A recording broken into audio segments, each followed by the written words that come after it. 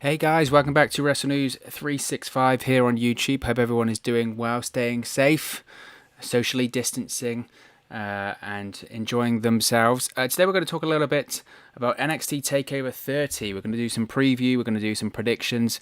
NXT TakeOver 30 takes place this Saturday night, exclusively live streaming on the WWE Network.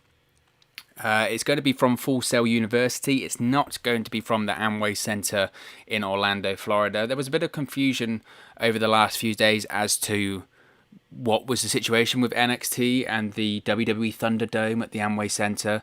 And Triple H did a media call yesterday for NXT TakeOver 30. He does them before most NXT TakeOver events. And he essentially said that the Thunderdome is for Raw, SmackDown, and SummerSlam. Obviously, it's a residency at the Amway Center. The mayor of Orlando announced this week that it was a residency for 2 months. Potentially, it might be more going forward after that. But he said with everything going on, he being Triple H, pronouns pal, he said that basically it was just too much for NXT to take on at the moment. There's so much going on when it comes to the Thunderdome for Raw, SmackDown, and SummerSlam and everything going forward that they're just going to keep NXT where it is at the moment at Full Sail University.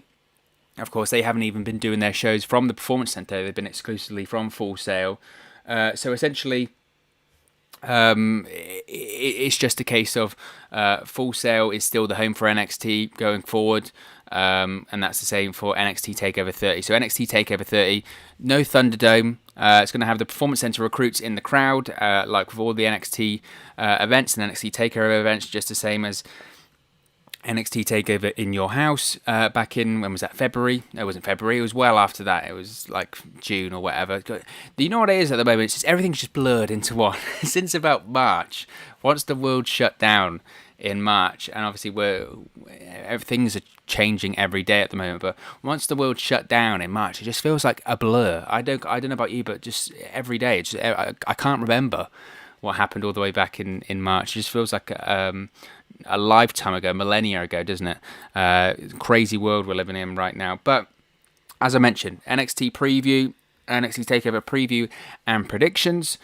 So I watched NXT last night. Usually I watch NXT the following day or after I watch AEW Dynamite. I usually watch AEW Dynamite live on Wednesdays, just because it's something different, isn't it? And it's what a lot of people talk about on Wednesdays. But last night was one of the first times in a while actually that I'd watched an episode of NXT live, and I enjoyed it. There were things I preferred more than others. That's the same with any professional wrestling show, but it set up NXT TakeOver 30 nicely for this Saturday. So let's go into some of the preview and some of the predictions for some of the matches. So first match, this is going to actually be on the NXT TakeOver 30 kickoff show, but it's going to be a number one contenders tag team match, triple threat tag team match. We've got Breezango, Fandango, and Tyler Breeze going up against Oney Lorcan and Danny Burch, going up against Raul Mendoza and Joaquin Wilde of Legado del Fantasma. The tag team division in NXT is a bit of a contentious point with me. If you've watched any videos on my channel recently when I've spoken about AEW, I've spoken about NXT, or just that in general, the NXT tag team division for me at the moment, it's just, I don't know. I just don't know what's happened to it. Even a few years ago, and historically in NXT, the tag team division has always been so great. I think back to the Revival, I think back to DIY, I think back to AOP, and obviously the Undisputed Era is part of that. And just at the moment, it just... And this isn't a knock on Imperium, because I am a fan of Imperium, I'm a fan of Fabian Eichner and Marcel Barthel, but the tag team division just isn't what it was in NXT at the moment.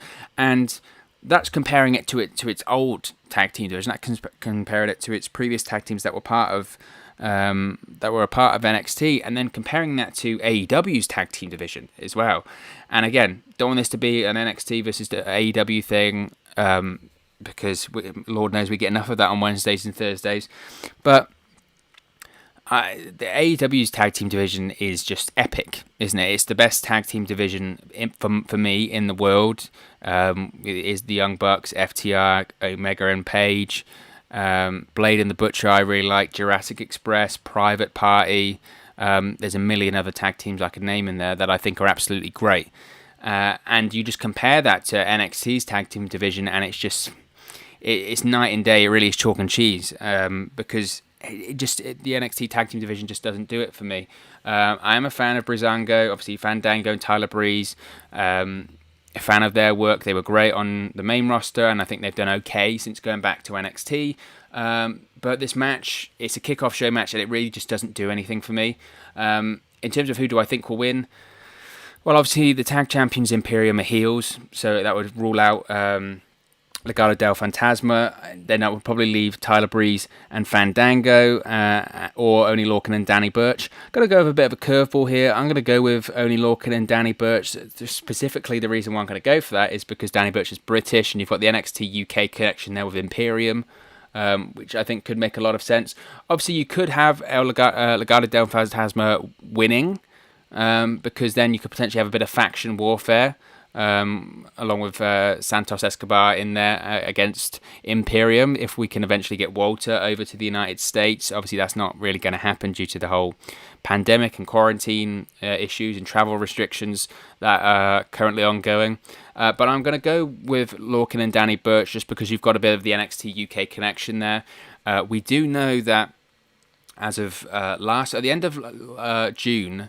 Well, yeah, I know it's August now, but at the end of June, it was reported that potentially WWE was looking at starting up NXT UK tapings once again, potentially at the end of August. I haven't heard anything since then. It might be a bit later, but that was the plan. They had to obviously follow government guidelines and advice when it came to that. They haven't done any shows since March, since obviously the whole pandemic and lockdown and all of that stuff happened. So potentially, if you've got Oney Lorcan and Danny Burch, you've got the NXT UK their connection. They can weave that into to potentially when NXT UK starts up and running. I don't know.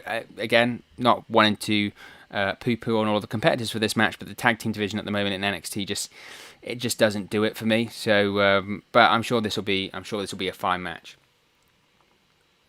So next match, this was just announced today, but it was coming off of the main event last night of NXT, is Finn Balor versus Timothy Thatcher. Now last night, the main event of NXT was Finn Balor going up against the Velveteen Dream to determine the final competitor in the 5-way North American Championship ladder match. Enjoyed the match with Finn Balor and Velveteen Dream last night, but as we were getting into the finish, you had all of the competitors in the North American Championship ladder match come out. Cameron Grimes was the first to come out. He does a ref bumps into the ref's down. This leads to Timothy Thatcher coming out and attacking Finn Balor, which then leads to Velveteen Dream getting the victory and getting into the North American Championship ladder match. We'll touch on that in a second when we do the preview and predictions for that match. In terms of the finish last night, I thought it was overbooked to hell. I mean, it really was overbooked, just so much it was overbooked, and just, I didn't think it was necessary for that. I felt like they'd booked themselves into a corner, and the way to get out of it was to have Finn Balor versus Timothy Thatcher at TakeOver. Now, in terms of the match, look, it should be a fantastic match, a really great match. Obviously, Timothy Thatcher, I'm a massive fan of. Really enjoyed his work with Matt Riddle. He's just a throwback character. I think he will do great in NXT. I kind of worry a bit about him in WWE because whilst he's not the same as like of Drew Gulak, I can just see someone like Vince McMahon thinking that he lacks a certain amount of personality, which is actually the complete opposite. He actually has a lot of personality and is a great character. But I just don't know if Vince McMahon will get someone like Timothy Thatcher. But that's a conversation for another day. So the match between Balor and Timothy Thatcher should be great, and it was from the initial NXT TakeOver North American Championship ladder match triple threat that they had, that they both lost. Again, after that match, Finn Balor attacked Timothy Thatcher, so this match makes sense. But I think the real talking point here is Finn Balor in NXT. It's just been very underwhelming. That's ultimately what it is. I was thinking about this the other day. I've done a couple of posts about it on social media, and the more that time has gone on, I just think this return to NXT for Finn Balor has just been an absolute bust. It's just not. It hasn't. I don't want to say it hasn't worked, but a lot of people expected more, and I don't think we've seen that. And that isn't because he hasn't been the NXT champion or anything like that. I just don't think there's been anything really creatively fulfilling. He returned to NXT last year to huge fanfare. Obviously, he was just coming off of that match against The Fiend at SummerSlam, and he disappeared for a couple of months to get married and take some time off. He came back to NXT, and everyone was so happy, right? Because Finn Balor, in his original run in NXT, that was the best Finn Balor we've seen. There was so much hope for him when he came to the main roster. Of course, inaugural Universal Champion, was meant to have a run with the belt, got the injury, and then never fully recovered in terms of the eyes of a Vince McMahon after that. So a lot of people were glad to see him come back to NXT because it was a case of, great, we're going to see this guy back to his best, back to familiar circumstances and surroundings. Triple H gets how to book Finn Balor. It's a win-win all round. That was the idea, I think, there when it came to Finn Balor. And he came in to fanfare, then obviously did the heel turn on Johnny Gargano and Tommaso Ciampa. Great, really good stuff. And everyone was like, oh my God, not only has Finn Balor returned, but he's going to be a heel too. This is great. And he had a couple of good matches against Johnny Gargano. Actually got injured. We had the match against Matt Riddle and a couple of other matches. And just, I don't know, it's never picked up. It's just always been kind of okay, and it feels like now he's kind of lost in the shuffle.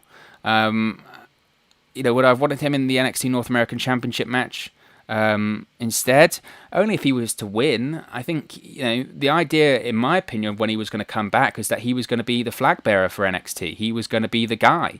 He was going to be the one that, because they'd moved to 2 hours and they were on USA Network, they needed recognizable names and big names on a cable network, the same cable network as Monday Night Raw. So having a main roster star come back to NXT made all the sense in the world with Finn Balor, and I just don't think he's been that that centerpiece, that leader of NXT. It's just felt very underwhelming. And I'm sure the match again against Timothy Thatcher will be great. And that's not to say that Finn Balor's matches against whoever in NXT hasn't been great. They have. I just don't know if he's lived up to the expectations that the fans thought he was going to, and also the office. I think they thought that having Finn Balor on Wednesday nights would be a big ratings draw against AEW. That hasn't been the case. And it's been very underwhelming. And does he feel less important now than when he made his NXT debut or return last year? Absolutely, he does, and that's just the case. It's true. So I would say it has been slightly disappointing. Obviously, there have been factors in this, right? He was meant to feud with Gargano coming in. Gargano got hurt. They did have the match eventually. He was meant to feud with Walter pre-pandemic, and they was going to have the match at NXT TakeOver Dublin, which I then think he was going to become the NXT United Kingdom champion, and that would have been quite big for him, and his name would have felt quite big then. But things happen, and it just I don't think it's worked out so far, which is a shame. Now, in terms of prediction for the match Saturday against Timothy Thatcher, I think Balor has to win at this point. I mean, did the job last night on NXT. As I mentioned, his return for me so far has been a bit of a bust, so I expect him to win and beat Timothy Thatcher. But as I mentioned, in my opinion, the match will be great. I like both competitors in this match, but I mean, if you're going to evaluate Finn Balor so far since he's returned to NXT, it's just not worked. I just don't think it's worked. So next is the North American Championship ladder match. 5 competitors. After the North American Championship, of course, was vacated by Keith Lee after Keith Lee became a double champion at the Great American Bash. Really annoyed me, to be honest, that Keith Lee vacated the title, because it just felt like such a cop-out, didn't it? Winner take all only for a couple of weeks, though. How does that work? How is that right? Winner take all. Actually, but I don't want to have the second bout, so I'm just going to vacate it. And I know they spun it as opportunities, etc., but every time they've done this double champion gimmick in NXT or WWE, they lose one of the championships immediately. At least have some prestige. At least hold the title for a little bit. I know people will get angry about, taking up 2 titles, etc., but come on. That frustrated the hell out of me when I saw it. It was an eye roller for me. But it leads to having a North American Championship ladder match for the vacant title. We've got Johnny Gargano going up against Cameron Grimes, going against Bronson Reed, Damien Priest, and last night we found out that Velveteen Dream was the final participant in that match. Of course, and originally we were going to have Dexter Lumis in this match, but he got hurt. He got an ankle injury during an episode of NXT after a ridiculous spot in which he did a flip to the outside of the ring and then landed on his feet, a bit of a ricochet move to shock Finn Balor and Timothy Thatcher in the match. They actually shot it a couple of times as well, because I don't know if he actually stuck the original landing, which of course that's why he got the injured ankle. Risk and reward of that spot. I mean, the risk, he got hurt and he's out of this ladder match, and I would have had him win the title in this ladder match. I don't know if that's actually was the plans, but I'm assuming that Dexter Lumis was intended to win the NXT North American Championship in this match. The way that he's been presented on TV makes you feel like that was the inevitability in this one. So the fact that he isn't in this match is not only a big loss to him, but I think a big loss to NXT and a big loss to this event. Now, the Velveteen Dream is something that a lot of people have been talking about recently. Of course, he made his return last week on NXT as part of one of the Triple Threat qualifying matches. It's a difficult situation, isn't it? Triple H made his comments yesterday on the media call about for NXT TakeOver 30 and suggested that WWE looked into it. The only reason that Velveteen Dream was absent was because if he was actually in a car wreck, so he had an injury and he was out for a couple of weeks due to the car wreck. It had nothing to do with the allegations levied against him as part of the Speaking Out movement. Triple H said that they looked into it, didn't see anything there. Obviously, they take the allegation seriously, but they looked and there was nothing there. So in case there's been no police investigation or anything like that, and as far as WWE concerned, there wasn't a lot to substantiate these claims, so he's still with the company and still on the brand. There was a lot of reports a couple of weeks ago saying there was significant heat, though, on the Velveteen Dream when he made his return. Not a lot of people knew that he was making his return a couple of weeks ago. There have been reported behavioural and attitude issues backstage. There have also been reports of a lot of heat about these allegations. Obviously, it's divided the dressing room quite a lot, just in the same way that it's divided social media. The accuser last night said that once again showed the screenshots and the videos of these messages between himself and the Velveteen Dream on Instagram. Said that the WWE hadn't reached out to contact him, and that the police, he tried to reach out to the police, but they hadn't responded to him either. I think the biggest problem with this Velveteen Dream, I don't want to call it a scandal, but story, initially was just the lack of clarity from WWE's part. Obviously, you do handle these things internally, but you do have to release some statements to the public because people want to know that you're taking these things seriously, these allegations seriously. And I guess the problem was initially, like I said, lack of clearance and people just not being clear about the allegations against the Velveteen Dream.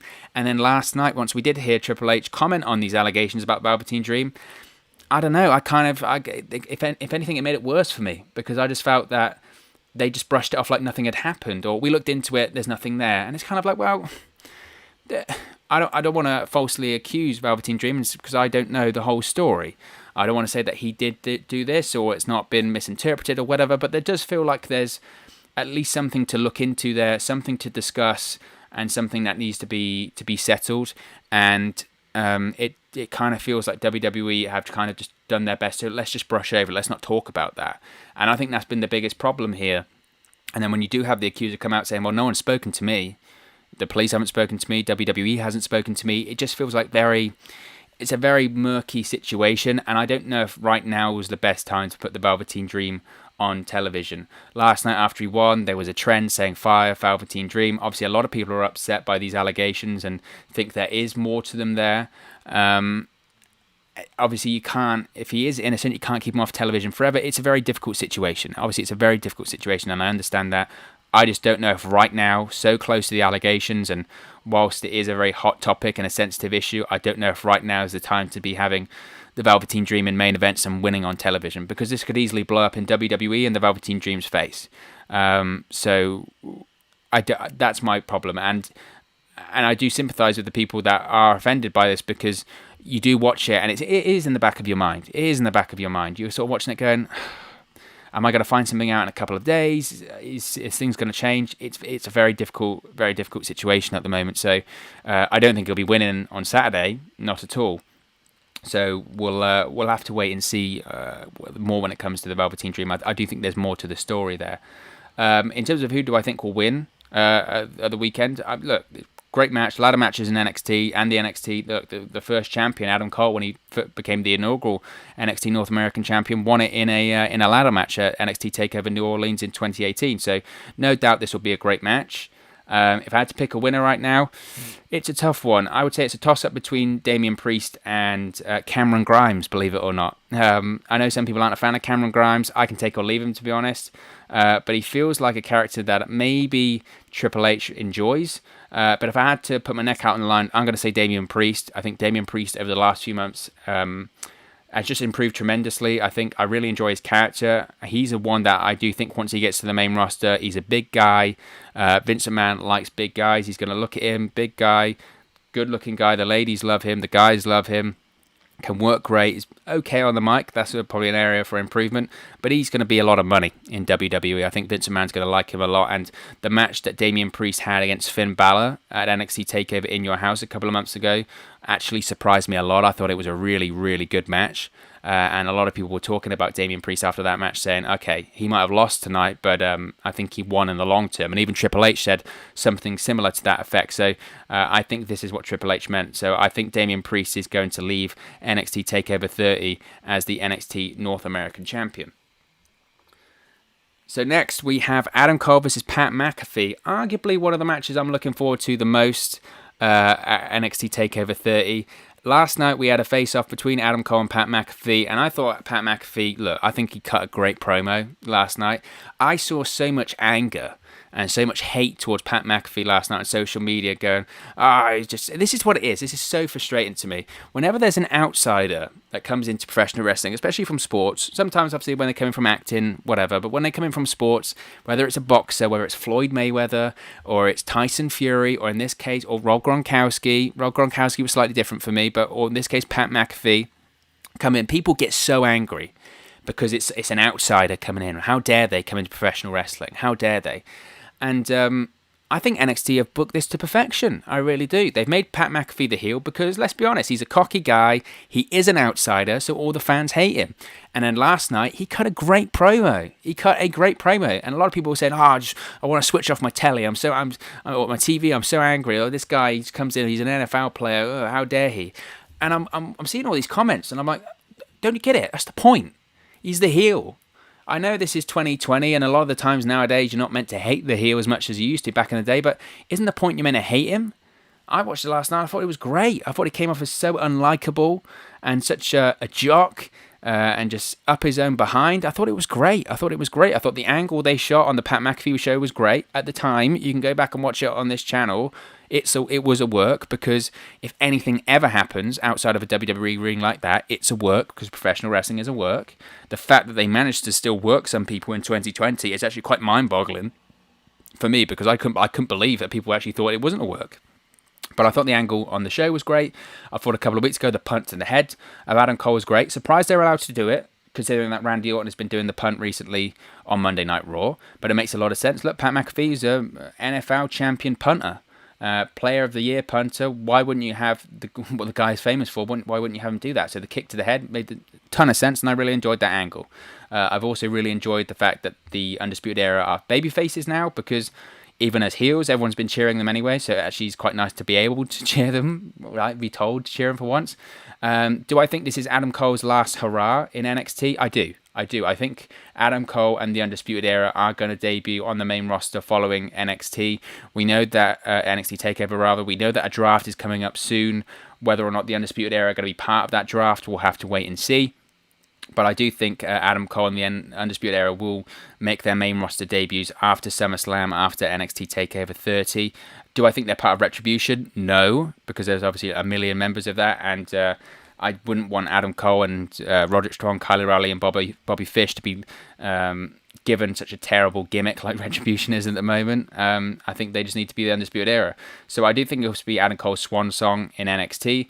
In terms of prediction, a lot of the time when you have celebrities, athletes come in, they usually get the win. I don't think that's going to be the case here.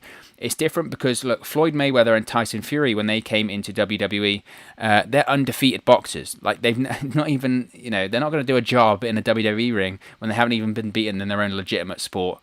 That's not the case with Pat McAfee. Pat McAfee's an NFL player.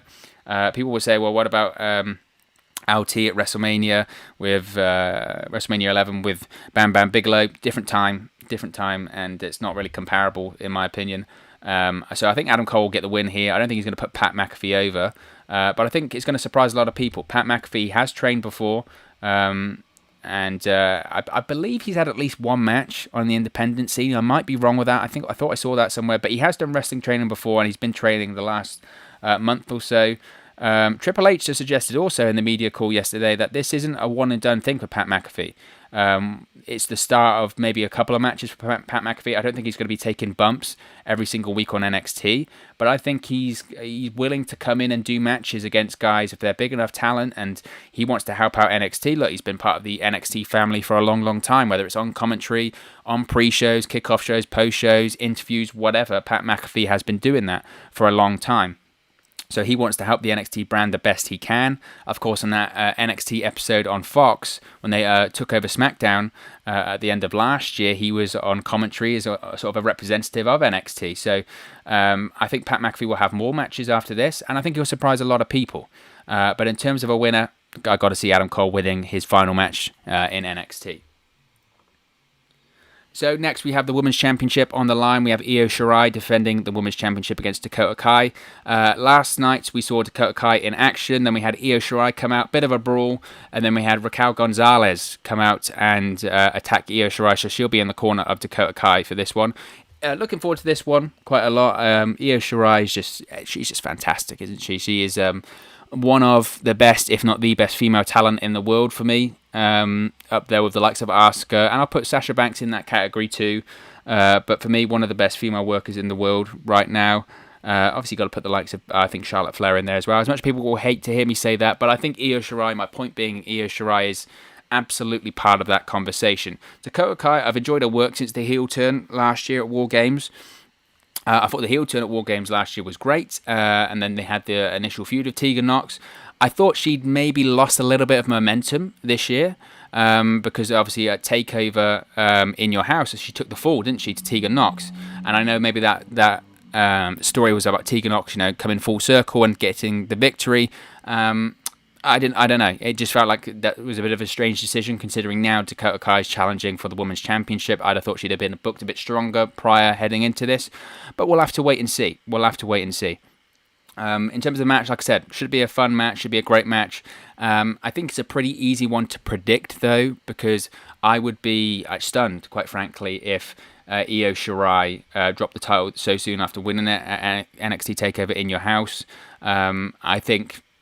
I don't see anyone coming along anytime soon in NXT that's going to be better than Io Shirai. So it's just a case of how long Io Shirai stays in NXT for me. I think for the remainder of her time, she should probably be the NXT Women's Champion in there. I don't think she's going to have a case like Asuka when she's going to just vacate the championship or anything like that.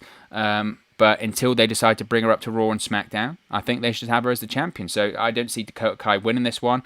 I'm sure we'll have some shenanigans from Raquel in the corner and all of that sort of stuff. But I see Io Shirai winning this one. Anthony Manazzo says, what if NXT turns Adam Cole babyface but keeps Undisputed Era heel? Who would you add as the fourth member of Undisputed Era? Well, technically, they're all four of them babyface at the moment, really. There were rumours about maybe just Adam Cole being called up to Raw and SmackDown. I don't know if Adam Cole would want to go for that. I have heard a bit of a dispute that Adam Cole is keen to go to Raw or SmackDown, and the Undisputed Era are sort of a bit like, look at how the guys have been treated since they've gone to Raw and SmackDown. Maybe it's best for us to stay in NXT. I don't know, but I expect them to all stay together and all either all go up to Raw and SmackDown or all stay together. I think they'll make that decision together.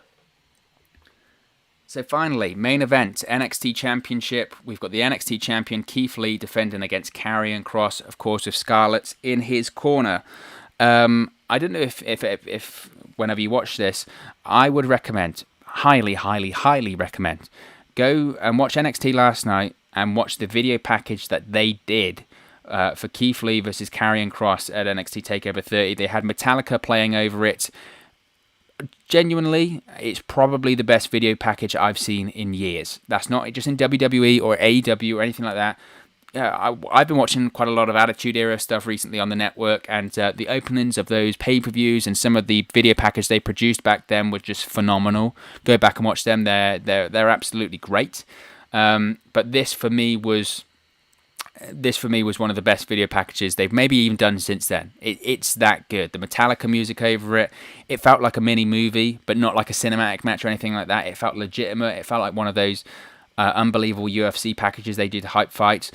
I was already looking forward to this match, but then after I watched that promo package last night, I just sort of went, wow.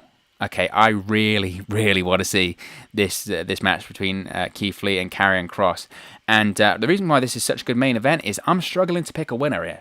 I really, really am. You look at the way that Karrion Kross has been booked in NXT, undefeated. He absolutely destroyed Tommaso Ciampa. More on that in a second. I can't see him doing a job. But then in the same frame of mind, Keith Lee, he just won the NXT Championship. He ended the longest reigning NXT Championship reign in history of Adam Cole at the Great American Bash, became the first ever double champion in NXT history. All of these accolades, it would seem almost criminal, right, for him to drop the championship so soon after winning it and in such a historic way. So who wins here? Which is why my prediction is going to be no one. I think... Look, we haven't seen Tommaso Ciampa since NXT TakeOver In Your House, where he was just brutalized by Karrion Kross. Karrion Kross defeated him in a matter of minutes, technical submission, I think it was, and just destroyed him. We haven't seen him since, and he's sort of done the whole run the mill on social media of deleting his tweets and all that sort of stuff. Some people are suggesting that he's been kept off TV because he could be part of Retribution. It's a possibility, but Tommaso Ciampa has been very vocal about not wanting to leave NXT, and he said if they forced him to go Raw or SmackDown, he'd consider retiring. Now, maybe that was just to make headlines at the time. It's different now due to the lack of travel during the pandemic. I think a lot of issues with Tommaso Ciampa's going to Raw or SmackDown was, look, my body can't do the 5 nights of wrestling a week and traveling all over the world. That's changed because that isn't going to happen for WWE in quite a while now. So potentially, yes, apparently maybe Tommaso Ciampa could be on the main roster as part of Retribution. In reality, I just can't see him leaving NXT. So I do think Tommaso Ciampa will get involved here. Also, Dominik Dijakovic. We know that Dominik Dijakovic obviously got taken out by Karrion Kross too. So maybe we have Dominik Dijakovic get involved in this as well. I just think we're going to see some form of a non-finish here with Keith Lee keeping the championship, but I wouldn't be surprised in the slightest either if Karrion Kross did indeed just brutalise Keith Lee and win this one. So we'll have to wait and see. Maybe Keith Lee could be called up to Raw or SmackDown soon. We know that Vince McMahon's a huge fan of him. And we'll have to wait. We'll have to wait and see. But as always, this is just one man's opinion. What are your thoughts? What are your predictions on NXT TakeOver 30? Let me know your thoughts in the comment section below. I'll be sure to respond to all of your predictions. Really enjoy interacting with you guys on this channel. If you have enjoyed this video, this stream, be sure to give us a like. It really does help us out on YouTube, get up the rankings and get into people's recommendation feeds. But most importantly, if you haven't already, please do subscribe to Wrestle News 365. You can do that by clicking the bottom right-hand corner of the screen right now. Or if you wait a few seconds, at the end of this, I'll put a subscribe button at the end of this video, along with another video for you to watch. We're closing in on 700 subscribers, so if you haven't already, please do subscribe. You can also follow us on our social media platforms. The handles are on the screen right now. The links are in the description box below.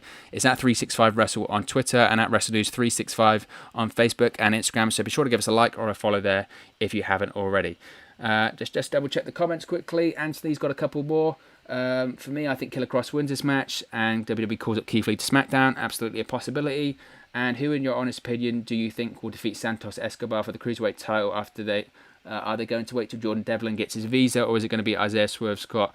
Could be Isaiah, but I think they're going to keep the title on Santos Escobar for a long time. Jordan Devlin, there's still a lot of, obviously, the visa stuff, but there's still a lot of stuff, the speaking out stuff, so it's a very complex situation. But thank you very much, guys, for watching.